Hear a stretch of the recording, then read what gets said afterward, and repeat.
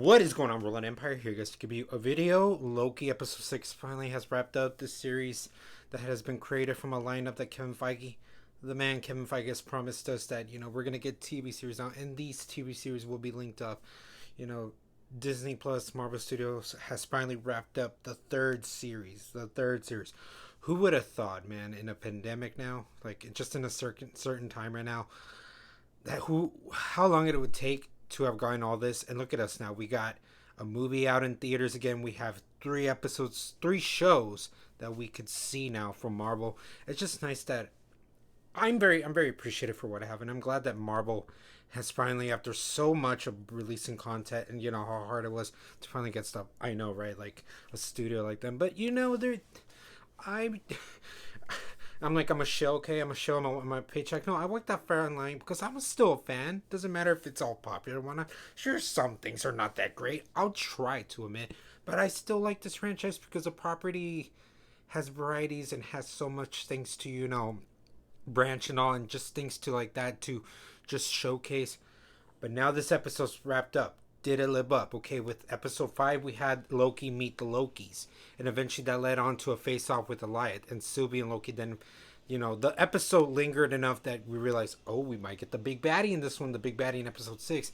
And now Sylvie and Loki carry on from that. They're at the doorstep from that castle that was sort of seen, which nicely done with the way of the aesthetic. It's something that felt old but new too at the same time. If you can catch my drift. So they're at the door. Sylvie's getting ready to go. She's nervous because she's finally got here. Loki is just like, let's just do this. Let's do this, man. You see Miss Minutes, which whatever it says, a jump scare, whatever, it's a jump scare. And I like how they play with it that, thinking maybe she's the baddie. I knew that's not the case, but I like how they play with those kind of emotions. But no, after that, they make a promise that everything that, oh man, with the first 3 phases, the first era of the saga, how everything was achievable, how people try to get the stones and all the stones. It's interesting how Miss Minutes can promise Loki what he wants, just like that. It's so. I don't want everything to kind of get, how do you call it become pointless. I don't know what's the right word. I'm trying to find the right word. Not become pointless, but I like how scope that this sort of villain can represent. But Loki and Sylvie don't fall for it. They still want to go meet who this person is. And then throughout this, you get the slow tensions. You let it build up, essentially. You realize, what they're getting themselves into and all. It takes its time and all. And wonderfully crafted with the music again, with the visual of the filmography of the filmmaking just looks incredible. And then there's an elevator comes in and then opens the door. And if you knew how it was with the casting, I knew. It's just the way it was presented. I was like, wait a minute. It took me a second. But if you knew who it was, you're like, oh shit. This is the actor Jonathan Majors, guys. If you guys know him, he's been cast as Kang. I'm like, is this Kang? The way they set up a bit of the gown of the aesthetic, you're like, this is Kang. But this is Kang that they keep seeing, the Conqueror? Not quite, I don't think so. And the way they built up, they're like, he who remains, and then him describing that he's a variant. So it's a variant version. But still, when you see that door, I can't help to admit, I was like, it's just a human. But because the way they were describing everything, I'm like, I kind of did like that. It was a literal, the man behind the curtain thing. The curtain thing, that was fun. And then realizing that, he has been, taking care of this timeline, all explaining that he was the one with the TBAs, realizing, how self-aware was of this. So I started enjoying the character and realizing that the person we were expecting, he's out there. And if you mess with this Kang version, he didn't mention that he was Kang, like Kang literal, but he said he's the Conqueror. He's like the Conqueror. So I was like, you're that guy, okay? It's just I guess, a variation. So that still gave it a chance that I still was enjoying this character. Him explaining that, if they choose to take him out, we're going to continue, this new phase, what's about. Which kind of sucks. I wish Multiverse of Madness was hidden. But Multiverse of Madness was out there with the Phase 4 lineup. But it would have been so amazing. That was the reveal. But still, we know what was coming. So, Loki, Sylvie, they had to fight because it's quota to have some kind of still fighting sequence in this last episode. But after that, we get more character dialogue with them saying they do care about one another. Loki does. Sylvie's still on her quest. So Loki has more character development to be going with after this whole little, encounter interaction with her and him and all. But Sylvie sends him off to the TVA. Sylvie doesn't care. She's here on the path of her revenge, so to speak. Yeah, revenge. She stabs Kang, and then, Kang, hints that, he'll see them soon. Because, at this point, he kind of tells that he knows everything, but then there's a threshold that he doesn't. And you kind of question because they're all kind of bad guys. They all lie. They're like, is he lying? And it's coming to fruition that what he said once, you do take him out, and they're like, yeah, he's not lying. So he's like, you paid the consequences. At least Sylvie did. Loki, understood as like, man, if there's more of him, I don't want to take that chance. But Loki, got sent back to the TVA. He's trying to find Mobius. They're realizing these timelines, the timelines are branching. And man, and then it ends with Mobius not really recognizing who Loki is. Loki sees the actual Kang statue that we say.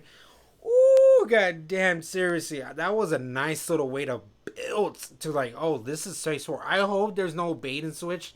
Really, no bait and switch in this way. But I'm like, this is the Phase 4 we're waiting for. And man, okay, now within what I saw this episode, sure, people could be disappointed that it was a more talky, so to speak, talky kind of episode. And boy, was that recognizable. I noticed that too. I could have had issues with Jonathan Majors with the way he was portraying this character. But Jonathan Majors really, it was his way to carry this episode. He did a good job. This really would have fell apart if he wasn't that great. But he carried it. I liked the explanations, the exposition. The exposition was enjoyable because of his performance. And I did like that this, for people complaining that it becomes MCU at the last episode, this kind of went against it. So I do appreciate that. And it's still, sure, there was a lot of setup. But the answer that you wanted, you got in this episode, in this last episode of the series, from a certain point of view, and then it leads on that there's a season 2. So even though it did feel like not a lot was wrapped, a lot will be wrapped because you got a second season. That is the benefit of this. But there are issues. There was like, maybe you didn't expect all this. I'm just kind of defending it from my way. You know how I've said, I like people to give me the reasons. For mine, this is my reason. This is what I welcome with, like, I welcome, feedbacks that are warranted, constructive, whatever. I just, none of this, no, you're wrong. No. It's like, okay, that was your point of view. Here's my point of view. And then there's my point of view. And then there's your point of view.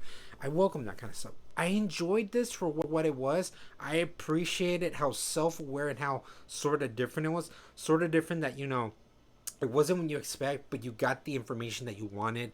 It was an MCU as an MCU can be, but it still felt fresh, still felt new, giving you context of what's to come, giving the context of what this character is, knowing that this isn't the final form, so to speak, but we got a taste of who he is. You don't kind of get that before, and it's funny how we got that with this. I appreciate this. I appreciate that this early in the game already we got a taste of who the guy is with Loki, and yeah, who would have thought that of all these series, Loki would be the one that shapes the universe. I really did just enjoy this episode so much for what it was. You really overall, sure, 3 and 5 were the weakest episodes, 5 still being enjoyable, but 1, 2, 4, and 6 really hit home. But as an overall series, I get it, it's still not perfect, it's flaws, it's not flawless and all, but man, the shape of how this series goes and how the scale it becomes with this series, I liked in how it's serious it took, and it did show the emotion that we're in for a ride. We are in for a ride. But then just realizing how character driven it was. I enjoyed it. I like how character driven these characters were and all. It really just, with the way the mythologicals and all mythological mystical kind of things, it felt grounded. It felt grounded with just having 3 actors just kind of give emotional performances. One better than the others. Some I thought one better than the others, but everybody gave really good emotional performances.